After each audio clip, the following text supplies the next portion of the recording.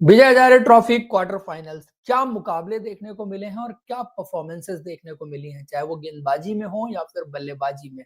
Centuries बनाई हैं देवदत्त पाडिक्कल ने, शाश्वत रावत ने और अश्विन कुलकर्णी ने। पहले हम शुरू करेंगे महाराष्ट्र और पंजाब के मुकाबले के साथ।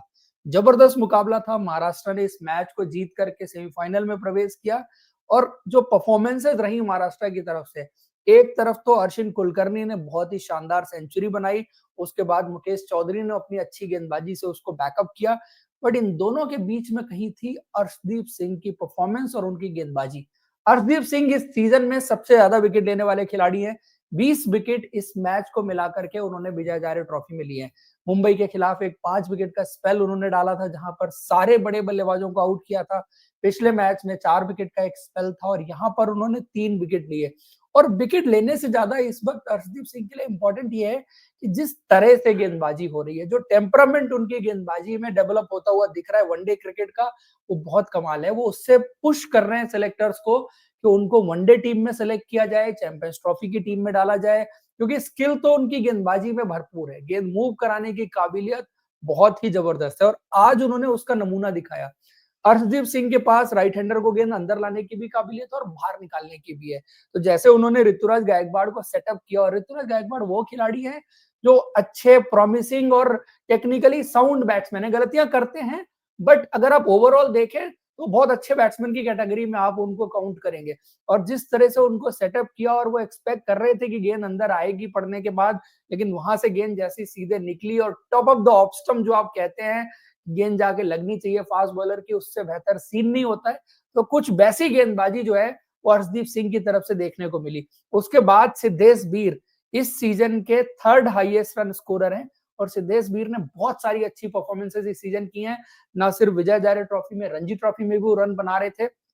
और वो भी एक बहुत कॉम्पैक्ट बैट्समैन है, ऐसा नहीं है कि वो ढीले बैट्समैन है। उनको भी उन्होंने जिस तरह से आउट किया, तो ये 2 विकेट थे। फिर उसके बाद अश्विन कुलकर्णी जो 100 रन पर बल्लेबाजी कर रहे थे, उनको आउट किया। तो अर्शदीप सिंह आपको क्या दिखा रहे हैं, आप ये देख रहे हैं अर्शदीप सिंह की गेंदबाजी में कि नई गेंद पर तो विकेट ले ही रहे हैं, बाद में आके भी विकेट निकालने की काबिलियत पुरानी गेंद से वो दिखा रहे हैं। उन्होंने इस मैच में नहीं, पिछले के मैचेस में भी दिखाई है। तो कहीं ना कहीं वो ये कह रहे हैं यार मैं तो तैयार हूँ चैंपियंस ट्रॉफी के लिए, आपको सेलेक्ट करना है तो कर लो। मैं अपनी तरफ से वो हर कोशिश, हर वो काम कर रहा हूँ जो मुझे एक लेफ्ट आर्म फास्ट बॉलर के तौर पर करना चाहिए, और इंडिया को चाहिए भी एक लेफ्ट आर्म फास्ट बॉलर। तो अर्शदीप सिंह ने जो दावा ठोका है वो बहुत मजबूत नजर आ रहा है। लेकिन उसके बाद अश्विन कुलकर्णी ने जो 107 रन की पारी खेली है, उनके बारे में मैं एक चीज अंडर 19 से ऑब्जर्व कर रहा हूँ कि गेंद जब अंदर आती है उनके लिए, तो बैट एंड पैड के बीच में गैप बड़ा बनता था। आज उन्होंने बहुत सारे स्ट्रेट ड्राइव मारे हैं, और वो स्ट्रेट ड्राइव मारते हुए जो बैट एंड पैड के बीच का गैप था, क्योंकि वो शॉट जो है ना, वो कवर के एरिया में ज्यादा खेलने की कोशिश किया करते थे उस गेंद को। आज थोड़ा सा बॉडी आगे जाती हुई दिखी, वो इन बिटवीन पकड़े जाते थे, वेट ट्रांसफर उतना अच्छा नहीं होता था, पीछे रह जाते थे। तो बहुत सारी चीजें वो टेक्निकली इंप्रूव होती हुई नजर आ रही हैं। बिकॉज उनके बारे में ये बात पहले से चल रही थी कि उनको ओपनिंग नहीं करनी चाहिए, बिकॉज बहुत सारे टेक्निकल फ्लॉज उनकी बल्लेबाजी में नजर आते थे, खास करके बैट एंड पैड के बीच में जो गैप बनता था और गेंद निकलती थी, चाहे वो कवर ड्राइव खेलने के लिए जाए, चाहे वो ऑफ ड्राइव खेलने के लिए जाए, वहां पर उनके चांसेस बहुत क्रिएट होते थे। कॉट बिहाइंड और स्लिप में भी काफी उनके डिसमिसल्स देखने को मिलते थे। लेकिन आज जिस तरह से खेले और जिस लाइन में बल्ला आ रहा था, तो बहुत कम वो बैट एंड पैड के बीच में गैप देखने को मिल रहा था। और दूसरा जो मीटिंग पॉइंट थे, फुटवर्क बड़ा डिसाइसिव था, खास करके वो जब स्ट्रेट ड्राइव उन्होंने लगाई तो बॉडी अच्छा आगे जा रही थी, टाइमिंग बहुत अच्छी हो रही थी। शॉट्स मेकिंग एबिलिटी जो है वो उनमें बहुत कमाल की हमेशा से रही है। लेकिन जब चैलेंजिंग कंडीशंस होती हैं तो स्ट्रगल करते हुए नजर आते हैं। आज अर्शदीप सिंह ने थोड़ा चैलेंजिंग बनाई थी कंडीशंस को, लेकिन बहुत अच्छा निगोशिएट किया उन्होंने, वहां से उबर करके आगे गए, टीम के स्कोर को आगे लेके गए, 107 रन की पारी खेली। भले ही 137 गेंदें उन्होंने ली हैं, सिर्फ 78 का स्ट्राइक रेट है, 14 चौके, कोई छक्का नहीं है, बट ये पारी बहुत इंपॉर्टेंट थी जिस तरह के हालात से खेली गई। ऋतुराज गायकवाड़ आउट हो गए थे, उसके बाद सिद्धेश बीर आउट हो गए थे। उनकी और अंकित बावने की एक बहुत अच्छी पार्टनरशिप लगी, जिससे उनकी टीम जो है वो आगे गई और 150 के ऊपर अपनी टीम को लेके गए। फिर अंकित बावने, इन्होंने भी 60 रन बनाए, अच्छे प्लेयर हैं, लगातार रन बनाते रहते हैं महाराष्ट्र के लिए। यहाँ पर भी उन्होंने 60 रन की पारी खेली। लेकिन ये आउट कैसे हुए? नमन धीर बहुत ही अंडररेटेड ऑफ स्पिनर है यार, मतलब मैं क्या बोलूं इस गेंदबाज के बारे में, कि आप उनको जब गेंदबाजी करते हुए देखते हैं तो आप कभी कहते नहीं कि यार इतना अच्छा ऑफ स्पिन गेंदबाजी ये कर सकते हैं। गेंद टर्न भी कराते हैं, बट राउंड द विकेट जाके जो उन्होंने अंकित बावने को बोल्ड मारा है, ही वाज एक्सपेक्टिंग कि पढ़ के अंदर आएगी, क्योंकि एक दो गेंदें उससे पहले आई भी थी, बट ज्यादातर उनकी जो है वो सीधी जाती हैं, और राउंड द विकेट वो खेलने के लिए गए, बल्ला ले गए और फिर पीछे उन्होंने खींच लिया, खेली नहीं, top of the off stump पे जाके वो वाली गेंद भी लगी। बहुत जबरदस्त डिलीवरी थी, और विकेट टेकर के मामले में बहुत शानदार रहे हैं, पार्टनरशिप ब्रेकर के मामले में नमनदीर बहुत शानदार रहे। टी20 में भी इन्होंने एक 5 विकेट हॉल लिया था, तो he is kind of someone जो प्योर बैट्समैन है, गेंदबाजी में अच्छा कंट्रीब्यूट कर सकते हैं। बिकॉज बात ये नहीं है कि सिर्फ विकेट ले रहे हैं, एक तो कंट्रोल बहुत अच्छा दिखता है इनकी स्पिन गेंदबाजी में, और दूसरा जो है बहुत अच्छी ऑफ स्पिन इनके हाथ से निकलती है।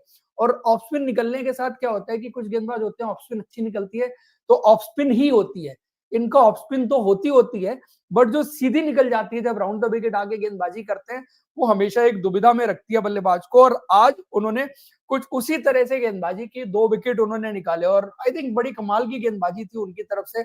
लास्ट में निखिल नायक ने एक जबरदस्त पारी खेली 52 रनों की 29 गेंदों पर, और ये भी भारी भरकम प्लेयर है, भारी भरकम शॉट्स खेलते हैं, टी20 में भी देखने को मिला था, यहाँ पर भी देखने को मिला था। एंड आई थिंक लास्ट में बहुत डिसाइसिव रन थे जो पार्टनरशिप और फाउंडेशन बना के दिया था हर्षिल कुलकर्णी और उनके साथ अंकित बावने ने, उसके लिए फिनिश करना बहुत जरूरी था। इन्होंने बहुत अच्छा फिनिश किया दोनों खिलाड़ियों ने, 275 रन बने महाराष्ट्र की पहली पारी में, और चेज ऐसा लग रहा था कि पंजाब की टीम कर लेगी, क्योंकि जिस टीम में प्रभसिमरन सिंह हो, जो लगातार 3 सेंचुरी जिस खिलाड़ी ने बनाई, अभिषेक शर्मा ने बहुत रन बनाए हैं, अनमोल प्रीत सिंह ने बहुत रन बनाए हैं, निहाल बडेरा, रमनदीप सिंह, अनमोल मल्होत्रा, नमनदीर, सनबीर सिंह, इतने सारे बल्लेबाज हों और वो टीम सिर्फ 205 रन पर ऑल आउट हो जाए, कमाल है। ये चीज आपको देखने को मिलेगी। इसमें समझने वाली बात क्या है कि ये जो सारे के सारे बैट्समैन है ना, ये टी20 क्रिकेट के बड़े बल्लेबाज हैं। वनडे क्रिकेट का template, formula, temperament is totally different. Harshil Kulkarni की पारी 78 का स्ट्राइक रेट है, और वो स्टेबिलिटी दे गई, आपकी टीम 275 बना गई। बट इधर आप देखेंगे कि ज्यादातर बेटर स्ट्राइक रेट और बेटर स्ट्राइकर आपको दिखेंगे, और इंग्लैंड वाला हाल जैसे नहीं हुआ था वर्ल्ड कप 2023 में कि तू चल मैं आया, और ज्यादातर टी20 के टेम्परामेंट वाले बैट्समैन उनकी टीम में खेल रहे थे, तो टीमों का हाल वनडे क्रिकेट में कई बार ऐसा होता है, जैसा ये पंजाब के साथ आपने इस मैच में देखा। और ये वन ऑफ मैच नहीं है, इसके साथ भी आपको कई और मैचेस याद आएंगे इसी सीजन, जहां पर पंजाब की टीम का कोलैप्स आपको देखने को मिला। इवन इन टी20 क्रिकेट भी देखने को मिल गया है। तो कई बार वो टेम्परामेंट में आपको ऐसे भी प्लेयर बीच में मिक्स करने चाहिए जो आपकी टीम को स्टेबिलिटी देते हो। अनमोल प्रीत सिंह ने जरूर 48 रन की पारी खेली, बट इस पारी में हाईएस्ट रन गेटर कौन है? हर्षदीप सिंह। अगेन इंडिया ढूंढ रही है कि 8 नंबर पर कोई गेंदबाज जो है वो थोड़ा बल्लेबाजी कर ले। आज उन्होंने 39 गेंदों पर 49 रन की पारी खेली, 3 चौके 3 छक्के, 125 का स्ट्राइक रेट, जिता तो नहीं दिया था, बट रन उनके बल्ले से आए हैं, और इंडिया के लिए भी वो क्रूशल छक्के उन्होंने लास्ट में मारे हैं जब जब उनको अपॉर्चुनिटी मिली। श्रीलंका सीरीज में भी कोशिश यही कर रहे थे वो छक्का मार दें, जहां पर मैच टाई हो गया था, बट हर्षदीप सिंह बल्लेबाजी भी इंप्रूव हो रही है। और आप यही चीज किसी प्लेयर में देखना चाहते हैं कि यार इंप्रूव आप कितना कर सकते हैं, क्या स्कोप ऑफ इंप्रूवमेंट जो है वो आपके पास है। मुकेश चौधरी ने एक जबरदस्त स्पेल डाला, 8 ओवर 44 रन 3 विकेट का, और अच्छी पेस पर ऑपरेट करते हुए नजर आए। गेंद इनकी अच्छी स्विंग होती है, बट इनके साथ प्रॉब्लम्स ये हैं कि इंजरी कंसर्न इनके पास में बहुत ज्यादा रहे। दूसरा, फिर जब डेथ गेंदबाजी की बात आती है तो वो चीज नहीं है। नई गेंद तो अच्छी करते हैं, उसमें कोई दो राय नहीं है इनके साथ, नई गेंद पर ये हमेशा विकेट निकालते हैं, और दोनों ओपनर इन्होंने उसी तरह से निकाले भी। तो he is a good bowler, but आपको दोबारा से अपने आप को डोमेस्टिक क्रिकेट में प्रूव करना पड़ेगा। इस सीजन उन्होंने काफी अच्छी गेंदबाजी की है क्रॉस फॉर्मेट अगर आप देखें, लेकिन बीच में 2 साल जो गायब रहे चेन्नई सुपर किंग्स से, आईपीएल में आएंगे, एक अच्छा आईपीएल का सीजन दोबारा से आपके लिए फाउंडेशन तैयार करेगा कि आपके नाम की चर्चा इंडियन टीम में हो। हर्षिल कुलकर्णी ने सेंचुरी तो बनाई, बट साथ में एक खिलाड़ी को आउट भी किया। इस तरह से महाराष्ट्र की टीम जो है वो यहां से इस क्वार्टर फाइनल से सेमीफाइनल में पहुंच गई। और दूसरी तरफ कर्नाटका वर्सेस बड़ौदा के मैच की बात करें, 2 जबरदस्त सेंचुरी देखने को मिली है इस मैच में। एक तो है देवदत्त पाडिक्कल की सेंचुरी, एंड देवदत्त पाडिक्कल पिछले कुछ टाइम में बहुत ही जबरदस्त परफॉर्मर रहे हैं। परफॉर्मर तो आप सब देख रहे हैं, टेस्ट क्रिकेट में भी जहां जहां उनको मौका मिला इंडिया के लिए खेले, भले ही उतना उन्होंने ना किया हो, बट फर्स्ट क्लास क्रिकेट के लेवल पर, इंडिया ए के लेवल पर he is the biggest performer in Indian cricket अगर डोमेस्टिक में बात की जाए इस टाइम पर।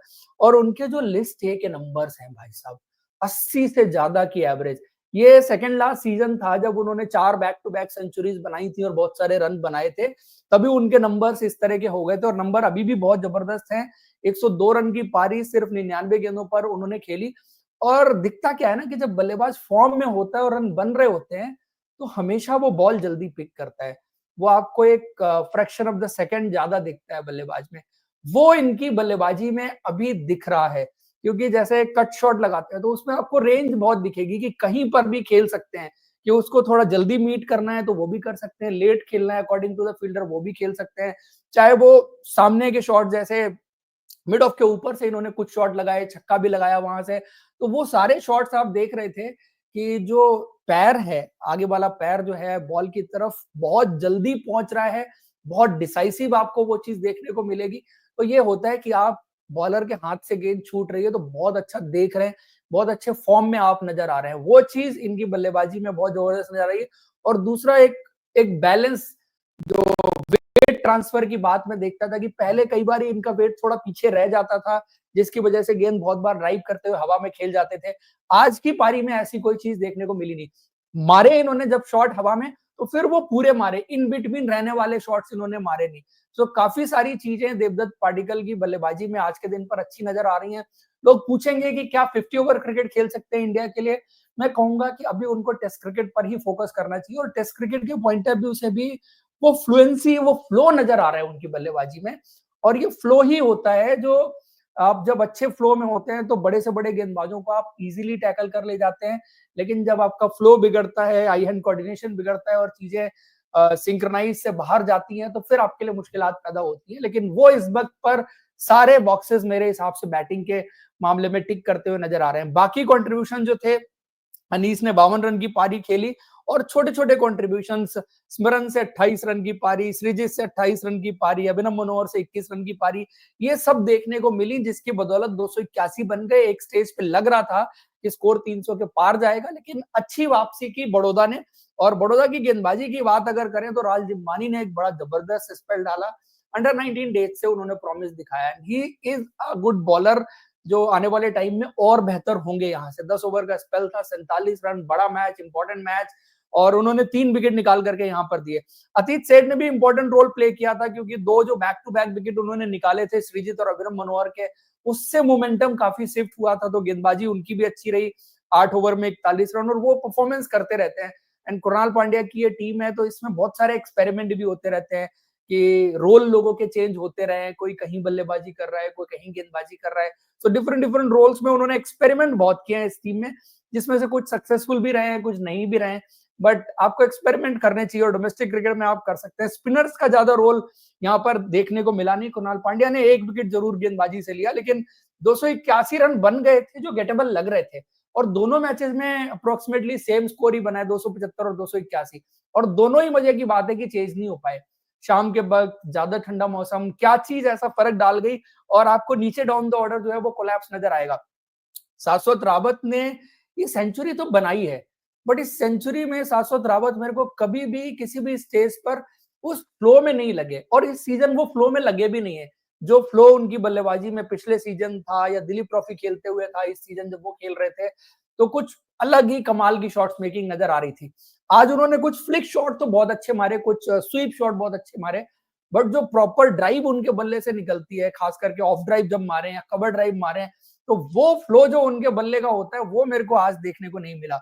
ऑनेस्टली आपको बताऊं, 126 गेंदें खेली इन्होंने, 104 रन बनाए, 9 चौके थे, 1 छक्का था, लेकिन वो फ्लो आज उनकी बल्लेबाजी में कहीं से भी नजर नहीं आया।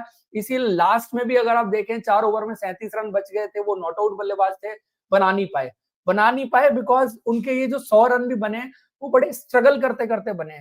इसमें मैं पॉजिटिव ये देखता हूँ कि देखो, जब बल्लेबाजी का फ्लो अच्छा होता है, आपका टाइम अच्छा चल रहा होता है, तो सब बल्लेबाज कोई भी 100 बना सकता है, इन द फ्लो कोई भी खेलता हुआ चला जाता है, और अपने दिन पर जब आपके रन बनने होते हैं, शॉट्स लगते हुए चले जाते हैं, आप रन बना लेते हैं।